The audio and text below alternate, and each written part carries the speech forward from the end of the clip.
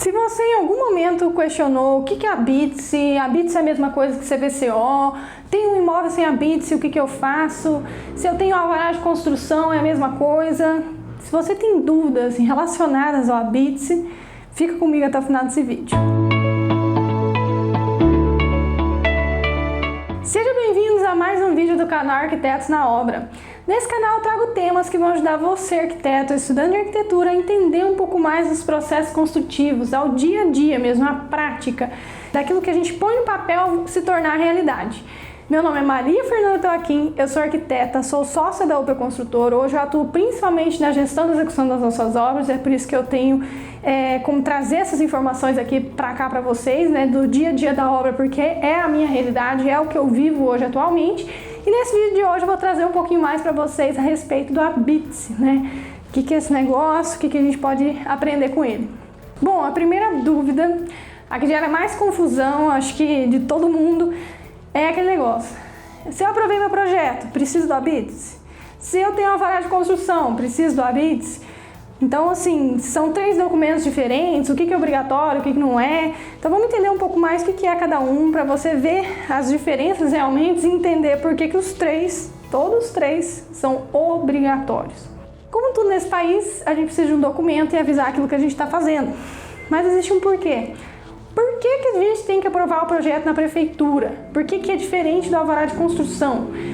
Projeto aprovado na prefeitura é para a prefeitura ver se você que está contratando um arquiteto ou se você, arquiteto, obedeceu todas as diretrizes dos parâmetros urbanísticos dentro do plano diretor definido naquela cidade. Naquele lote vai depender, às vezes você pode construir 30 metros, às vezes 20 metros, às vezes você tem um recuo de 10 metros frontal ou 3 metros, então todas essas regrinhas você tem que obedecer.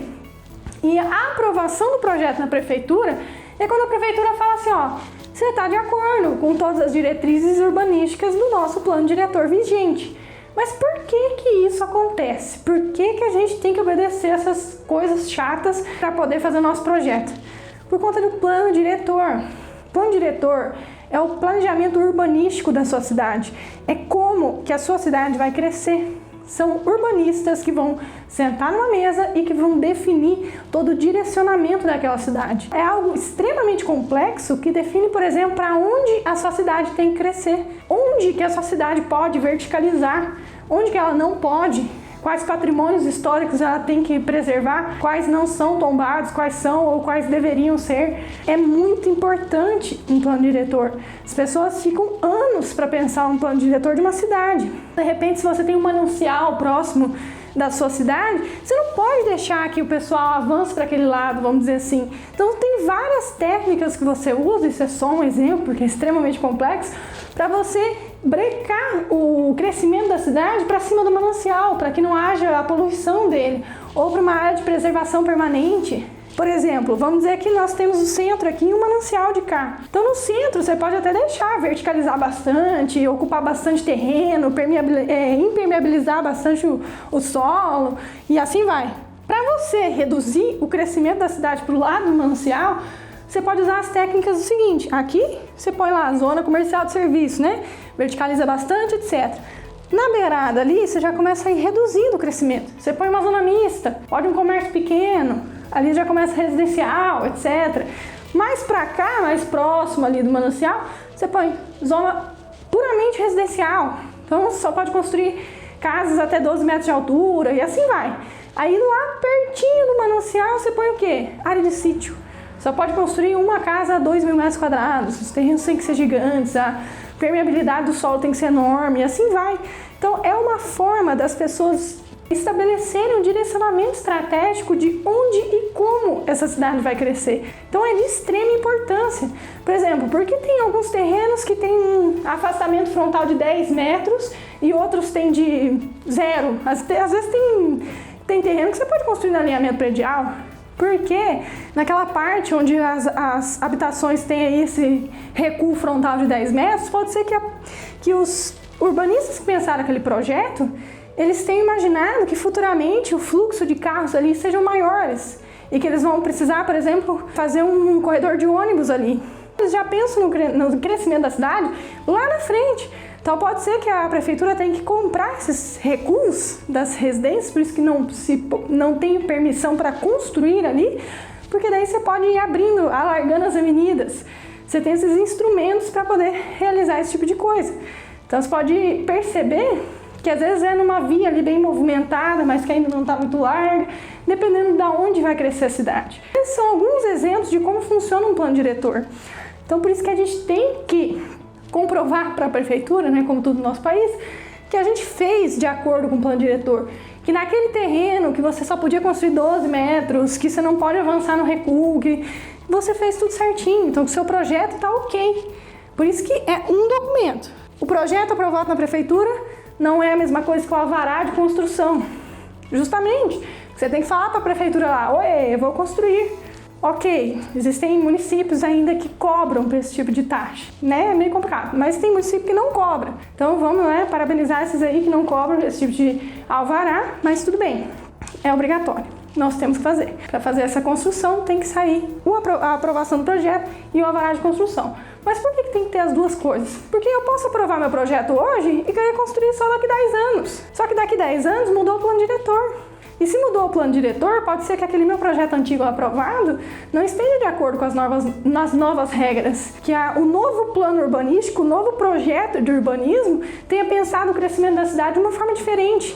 Então, de repente, ele não se enquadra mais no projeto atual, no plano diretor. Você tem que chegar na prefeitura e falar, vou construir. Por isso que tem que ter um alvará de construção. Isso é um dos motivos, obviamente, mas tem que ter um alvará de construção. Para a prefeitura saber se você tem um profissional técnico olhando essa obra. Se não é simplesmente uma obra irregular, que vão ter profissionais habilitados dentro dessa obra. Você tem que ter a RT de um profissional habilitado para poder conseguir o seu alvará de construção. Você tem que ter canhoto do IPTU para ela conseguir ver o código desse imóvel, né, para ver se está tudo certinho, né, da escritura, do terreno, e assim vai. Para ver se todos os documentos estão certinhos, para ver se você tem o projeto bonitinho lá de acordo com os parâmetros urbanísticos para começar a construir. E, como tudo nesse país, nós temos que ter outro documento. Terminei minha obra. Esse documento se chama ABITS. O CVCO, que é o Certificado de Vistoria de Conclusão de Obra, é o ABITS. O ABITS tem vários nomes, né? Certificado de conclusão, auto de vistoria, auto de vistoria de conclusão de obra. Então, dependendo do município, ele vai ser chamado de algum jeito. Mas o que você precisa saber você precisa aprovar o projeto da prefeitura, você precisa de um alvará, né, de construção, uma permissão que você vai começar a construir aquela obra. Depois que você termina tudo, que daí tem alguns requisitos, né, que você precisa cumprir para poder requerir o seu ABITS, né? Você precisa de um documento que comprova que você terminou de acordo com aquilo que você projetou. Por que isso acontece? Bom, tinha alguns engraçadinhos que chegavam, vou aprovar meu projeto com 70 metros quadrados, vou entrar dentro do plano do Minha Casa Minha Vida e vou construir 200. Então, assim, infelizmente, esse tipo de coisa realmente acontecia. A gente tem que ter um projeto aprovado, um alvará de construção de que a gente vai construir aquilo que a gente projetou e um documento falando que a gente construiu aquilo que a gente disse que ia construir. Entende? Então, tem que haver esse processo. Então, por isso que existem esses 3 documentos e o ABITS é diferente do alvará e é diferente do projeto aprovado na prefeitura. E como que eu tiro o ABITS? Vale ressaltar que só o proprietário do imóvel ou o responsável técnico por aquela obra, o arquiteto, o engenheiro, o técnico de edificações, pode fazer o requerimento, né? O pedido de emissão do ABITS. Isso se ele já tiver com todos os documentos em mãos. É bom que você se informe na sua prefeitura quais são esses documentos certinho, porque muda muito de município para município, mas basicamente são os seguintes. É importante que você vá até a sua prefeitura para você saber certinho quais são os documentos que você precisa para fazer o requerimento do ABITS. Cada prefeitura, mudando de município para município, ela vai pedindo uma lista de documentos, mas normalmente a primeira coisa que você vai preencher é um formulário, né, de requerimento realmente do ABITS, né, que tem vários terminhos ali que você tem que assinar, dizendo que você construiu exatamente aquilo que você disse que iria construir no seu alvará de construção. Além disso, você precisa do CREA, do CAL, a inscrição municipal, né, do profissional responsável técnico, né, por essa obra, por esse imóvel, né, que realizou. São necessários também o RG, o CPF, o CNPJ do proprietário do imóvel, né, ou de quem está querendo que aquele imóvel tenha o ABITS, né? No caso, por exemplo, Eu e minha sócia, nós somos arquitetos, nós temos a construtora, né, nós construímos edifícios residenciais de alto padrão, é de responsabilidade nossa entregar o imóvel, né, que são os apartamentos, para os nossos clientes, com o Habite-se. Nós, no nosso caso, a gente tem que levar lá o CNPJ da construtora. Além, né, do CAL, CREA, do responsável técnico, a gente leva o CNPJ da construtora. Você tem que ter as cópias do projeto aprovado na prefeitura, por isso que eu falo que são 3 documentos diferentes e que você precisa de todos os 3. Você tem que ter a cópia do seu alvará de construção e você tem que ter o seu carnê do PTU lá para a prefeitura conseguir fazer a identificação do código do imóvel. Se por acaso a sua prefeitura cobra taxas para emissão do requerimento do Habite-se, então ela provavelmente vai pedir, provavelmente não, com certeza, vai pedir que você tenha então um comprovante de pagamento dessas taxas, né, de requerimento do seu Habite-se. Outros itens que são de muita importância para que você consiga o seu Habite-se e que é um dos motivos também para que se tenha a existência de um documento, né, que você tenha que ter esse documento dizendo: oi, terminei a minha obra, são os atestados das concessionárias de água e de energia dizendo que está tudo ok com aquela obra, que não adianta eu entregar uma obra para o meu cliente, né, no nosso caso, né, os apartamentos, sem esgoto, sem abastecimento de água, sem um padrão ligado certinho lá na concessionária de energia. Então você tem que ter um atestado dessas concessionárias de que está tudo ok na sua obra, que está tudo certo. Se tem lá o esgoto encanado ou uma fossa sanitária, se tem o abastecimento de água ou de energia, se que está tudo ok. E outra documentação muito importante, que muita gente às vezes negligencia, às vezes deixa para depois e acaba já indo morar nesse imóvel ou nesse apartamento, é o auto de vistoria do Corpo de Bombeiros, que é o AVCB. Esse é um documento que o Corpo de Bombeiros ele vai até a sua obra, ele vai até a sua residência, ele vai até o seu apartamento, ele vai até o prédio e ele vai dizer que aquela obra tem condições para combate a incêndio. Então vamos dizer que está tudo ok, que tem uma saída de emergência, que você consegue escapar caso haja um incêndio, que você consegue pelo menos tentar fazer alguma coisa, né? Que tem ali os extintores, que tem as identificações de saída de emergência, que tem as plaquinhas, né? Que tem as caixas d'água lá em cima, né? Com a água destinada para incêndio, que tem os sprinklers, então que esteja realmente tudo certinho lá com as mangueiras, né?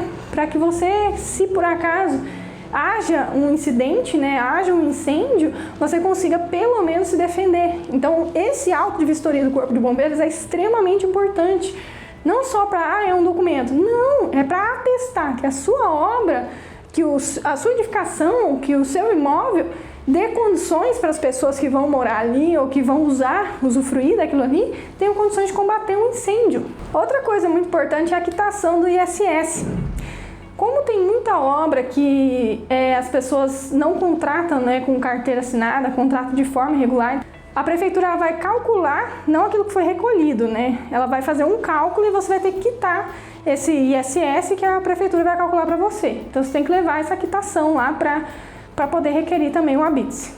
Em que momento eu devo requerir um Habite-se? Tem muita gente que pergunta isso. Ah, se eu já estiver finalizando a obra, eu já posso pedir requerir o Habite-se? Não. Sua edificação tem que estar pronta. Não pode ter nenhum ser humano trabalhando nela.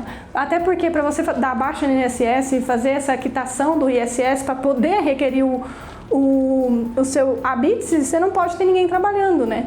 Então tem que estar pronto para morar. O Habite-se nada mais é do que um atestado de que você pode viver, que você pode utilizar esse local. Todos nós somos obrigados a ter Habite-se. Ano passado, você pode até ter ouvido falar, o presidente ele sancionou uma lei e essa lei ela libera algumas pessoas a ter essa burocracia, né? A burocratização dessa documentação. Então liberou algumas pessoas a não precisar do Habite-se. E quem seriam essas pessoas? A lei é muito pequena, ela acaba sendo um pouco confusa porque ela não dá ali algumas diretrizes, eu vou falar disso um pouco mais pra frente, mas a lei é simplesmente, basicamente, esse parágrafo. Eu vou ler para vocês na íntegra.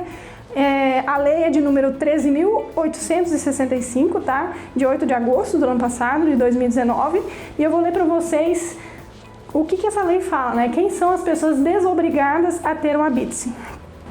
é dispensado o habite-se expedido pela Prefeitura Municipal para averbação de construção residencial urbana unifamiliar de um só pavimento finalizada há mais de 5 anos em área ocupada predominantemente por população de baixa renda, inclusive para o fim de registro ou averbação decorrendo de financiamento à moradia. Qual que era o objetivo dessa lei? O objetivo dessa lei era justamente desburocratizar essa parte, né? Para que pudesse haver a averbação das matrículas. Para você que não sabe o que é averbação, calma. A averbação nada mais é que você conseguia atualizar a matrícula daquele imóvel, que num imóvel ele tem um histórico dele. Então vamos dizer que eu tenho uma casa e eu decidi hipotecar essa casa para fazer o financiamento do meu carro. Essa hipoteca tem que constar lá nessa matrícula. Então, esse constar na matrícula, essa descrição da matrícula é a averbação.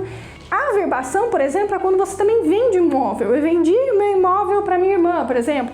Para eu poder passar essa matrícula para o nome dela, tem que ter a averbação. É basicamente o histórico do seu imóvel. Tudo que aconteceu com ele tem que estar ali. Se você não tem um habite, você não pode averbar esse imóvel, você não pode financiar ele, você tem uma série de restrições. A intenção dessa lei era justamente beneficiar esse pessoal de baixa renda, né, com uma edificação de um pavimento, né, construída há mais de 5 anos, para conseguir averbar essa matrícula, para conseguir financiar esse imóvel, para conseguir vender esse imóvel, né, e que ele esteja regular.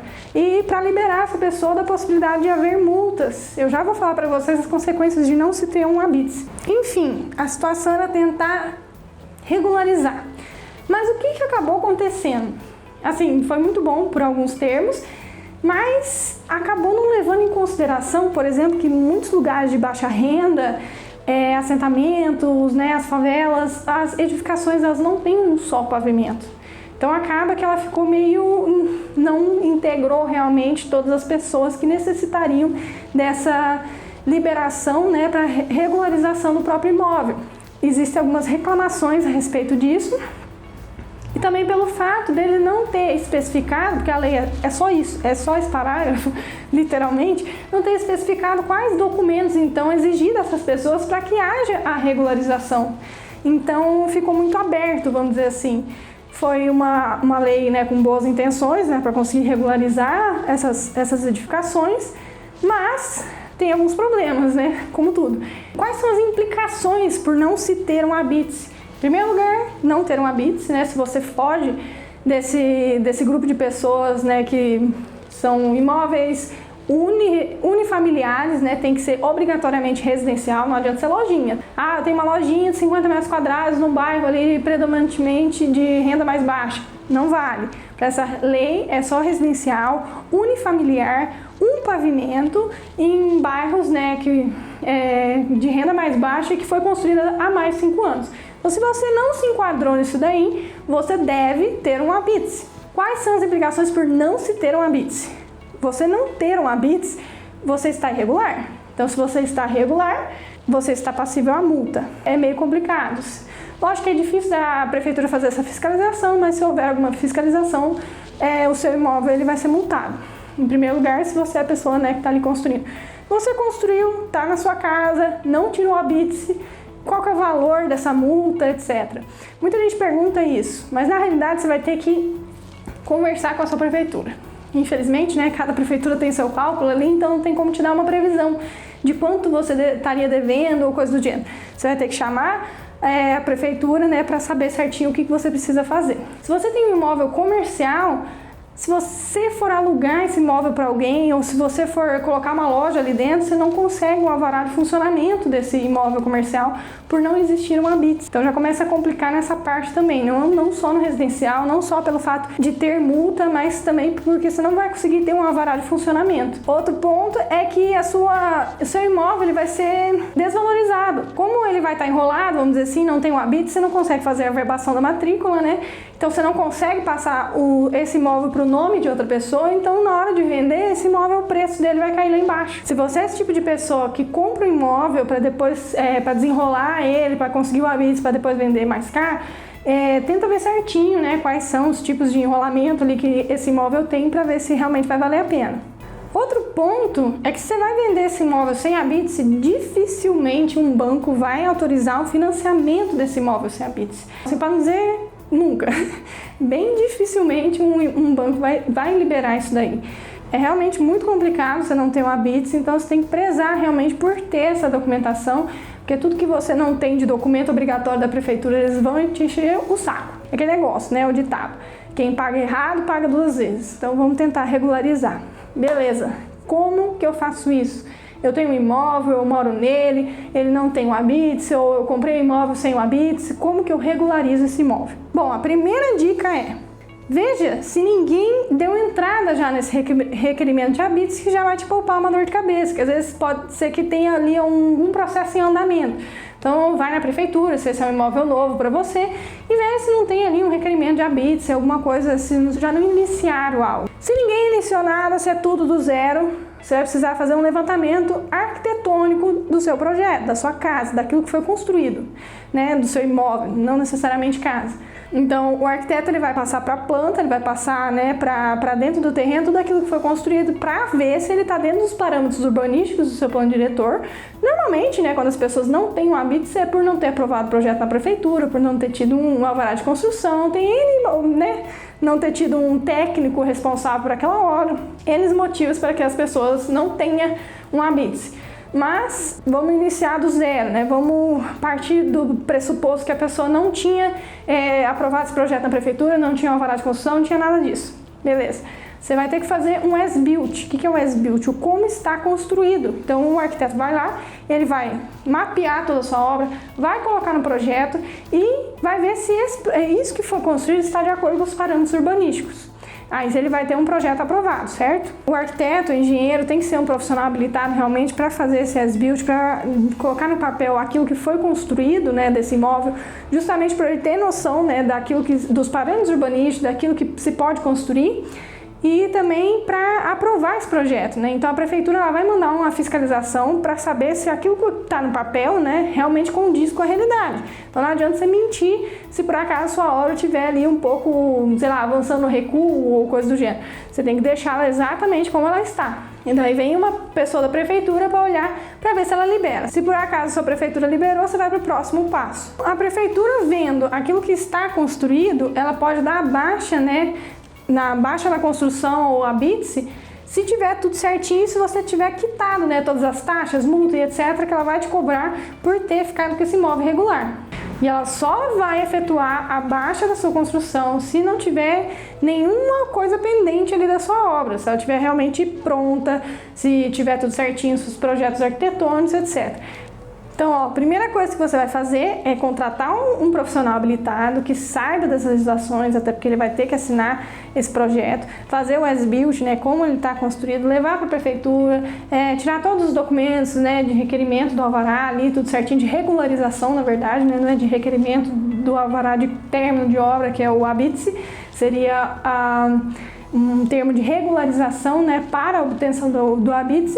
Aí a prefeitura vai mandar um fiscal, ele vai ver se está tudo certo e daí ela vai fazer o cálculo, né, das cobranças de taxa e multa para que você possa regularizar esse imóvel. Situações ou dúvidas que podem surgir em relação ao Habits.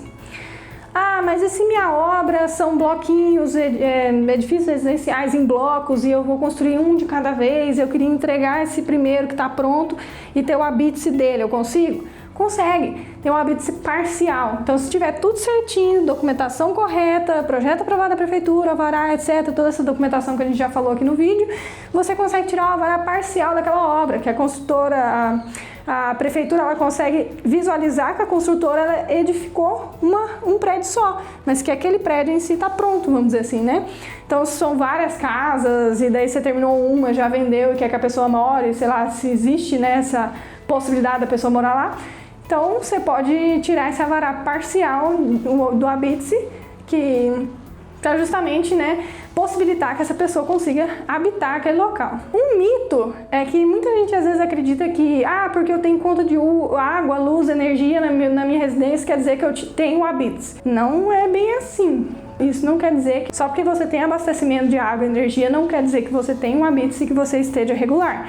Então, se você adquiriu um imóvel e acredita que só porque você tem água e energia chegando na tua casa com a conta certinha, você tem um Habits, pode ser que não tenha. Vá olhar certinho, né, se averbou a sua matrícula, né, tá no seu nome, se você conseguiu averbar, se conseguiu fazer as coisas certinhas. Antes de comprar qualquer imóvel, peça a matrícula, que daí você vai ter o histórico daquele terreno e você pode pedir, né, até para a prefeitura para ver se tem alguma coisa enrolada ali, se não tem Habits ou coisa do gênero. Mas não acredite que porque tem água e luz que tem Habits, não tem nada a ver. Então é isso, pessoal, espero que vocês tenham sanado suas dúvidas em relação ao Habits. Se tiver ainda alguma coisa relacionada que vocês ainda não têm entendido completamente ou que surgiu uma dúvida durante o vídeo e que eu acabei não explicando aqui nesse vídeo, deixa nos comentários. Clique em gostei se você gostou desse vídeo, compartilha para as pessoas que vocês acham que têm alguma dúvida ou que precisam saber um pouco mais sobre a Habits. Se inscreve no canal e até o próximo vídeo. Um beijo!